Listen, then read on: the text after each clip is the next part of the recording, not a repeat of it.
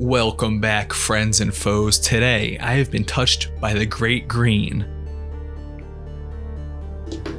It's officially October, and that means it's time to paint something big.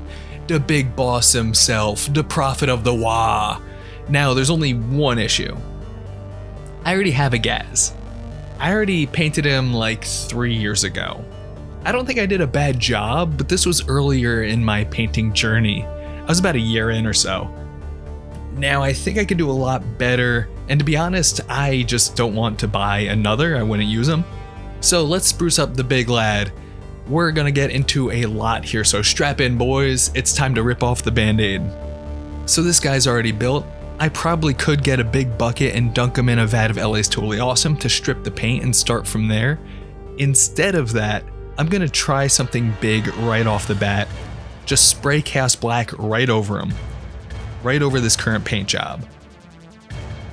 It seems like a lot of people have the idea that paint stripping is mandatory or that paint is permanent.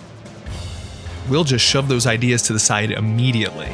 As long as the paint isn't globbed on to the point of textures, you really don't need to strip it, just like I was saying in my Thousand Suns video. Now we're here. I love painting old beat up orc metals, so we're going to continue my normal formula for that here. Starting with a dry brush of brown gray, then the dark silver, and at last silver. Something I did here was have a little less paint on the brush as we switched from color to color. So the brighter silver would mostly just be catching the edges, but still blend with the dark silver, that sort of thing. And it's Gaz in his giant mech suit thing, so I hit him all over, fast and loose with this. Next up, color. As you saw before, I used to paint all my orcs in red, but now I like to vary it up, not locked into one scheme. Though I suppose it is more of a freebooters idea, but I'm not locking myself into anything. Big, bright, and bold colors. On this guy I'm using red, yellow, and blue, just trying to choose panels a little randomly, and trying my best to not have red next to red and that sort of thing. For painting these panels, we go back to Scratch Bashing's tried and true The Method. And if you paint orcs, you better do this too. Take your chosen color and don't touch the edges. Something worth noting here, if you choose some of the lower coverage colors like I did here, fret not. Putting these colors over the dark metals works great because when you do a second layer or maybe even a third, let yourself be a little messy and don't cover it 100%. You'll have some free weathering with the worn paint look because of the opacity differences. I suppose it's time to paint some orc skin next. Dark yellow green onto Prophet's face. And at first I forgot that there was a metal plate covering the whole top of his dome piece. Don't worry, we'll fix it. Highlighting the face with yellow green. All of the colors I've been using are from Procurl, by the way, still a complete simp for them. After some face details, we are moving on to the big bone bits.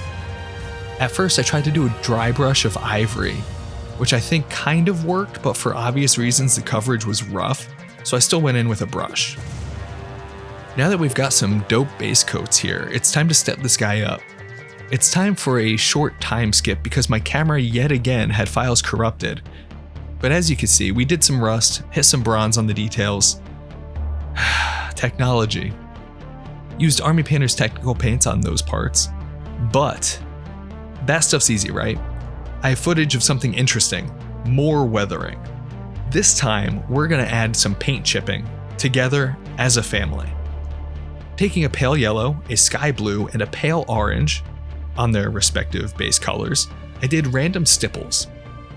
As you can see, I also used a garbage brush instead of my fancy new Artist Opus brushes, because all of the frayed edges will give it a more random appearance, you know? You could use a nice brush too, but making things appear random on purpose is a tricky move to pull off. But we go around hitting the panels. Now the fun part. We get to make a sort of optical illusion. You take your metal color and hit the inside of the lighter colors that we just put on there. Just check this out for a second. So easy to do, and boom boom pow, voila, abracadabra, we have chipped paint. After this, I had to figure out what I was doing with all this bone. So I grabbed some thinned down dark brown speed paints and covered them. My tried and true bone method here. Now we brought back the ivory with dry brushing and it worked a lot better. Went in for some details like his crotch flap. Why does everyone in Warhammer have a crotch flap, by the way? And brought back the bone up to a highlight of ivory on the pointiest bits. Then I went around using our brighter silver and just did a little edge highlighting on some of the metal bits to make that initial dry brush pop even harder. Step 42,069, don't forget to make your orc lips pink. It makes a huge difference. Goblin green time, baby! Dry brush yellow on that sucker. And paint some rocks, whatever, that part's not exciting. There has been a giant, massive elephant in the room that I haven't brought up yet. This big ass muzzle flash. It's an awesome effect from Deadly Print Studios, and a pretty huge deal on this model. Little Gazzy would just look naked without it. So now that we essentially have a finished boss, it's time to go for it, but first. This thing is a 3D print from years ago, and some of the little blasty off bits broke at some point. Time to really flex my sculpting skills and bust out some milliput. Luckily for me, this is easy because I absolutely suck at sculpting. But once that's done, we could finally get started. We need bright, so everything's going white first. Might take a couple laps around for obvious reasons, but then we're taking golden yellow for a nice base coat. Time to get cool and freaky and pump up the yellow. A white ink works nice in here because it's super watery and flowy, but it still has a good amount of pigment. Letting it flow into some of the center. From there, the fluorescent yellow over that white, and after that, another lap of golden yellow over those bits.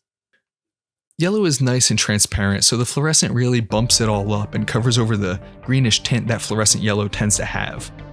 Next up, back to the dry brush with fluorescent orange. I want this thing to be insanely bright, so we're doing all fluoro here.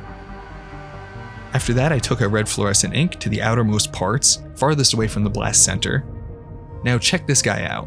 We have a finished war boss of war bosses, the big man. But of course, I can't just stop there with a muzzle flash this big. We have to hit the OSL. The object source lighting from the flash would have this thing shining back onto Gaz. It'll help add a good bit of realism to the model and pull everything together. On top of that, it just makes the model look more interesting. For this, we are back to the dry brush a bit. I think a dry brush works really well because light catches the edges of things and the sticky outy bits, and that just so happens to be dry brushing's whole thing. Much like with the muzzle flash itself, I want to use the fluorescent orange here because the light will get less bright as it moves farther away from the source. Next, using golden yellow, closer to the blast. Same idea here. Like I said before, light catches the edges of things, especially metal, because it's shiny. So these sharp edges are going to catch the brightest bits of light. Went for more yellow over the spots facing the blast. From here, I thought it looked good, but I want to drive home the power of this gun and make it look even more bright. For that, we need to extend the range of the flash. Our orange is the man for the job here, but a big thing here. This far away, only the sharpest edges are going to catch light. So we're going to turn to our edge highlights with our orange. Same idea as before. The closer to the blast, we pump up those edges again with the yellows. We've been talking about edges, but this big shoulder pad is a huge flat area close to the blast, so I'll hit that with the yellows too. In an attempt to get the edges giga bright, I'm going to do the same thing as the center of the blast for these edges. White, fluorescent yellow, then a thin golden yellow. Don't forget the rim, and then we're off to the spinny shots. And there he is, gang, the big man. Thank you once again for hanging out with me while I do this repaint. I am hyped with how he came out. Also, it is spooky month and I am beyond hyped and thriving. So we're gonna get a little creepy in the next video. Make sure to come hang out on Twitch at twitch.tv/drinkyourpaintwaterlive. And I'll see you in the next one.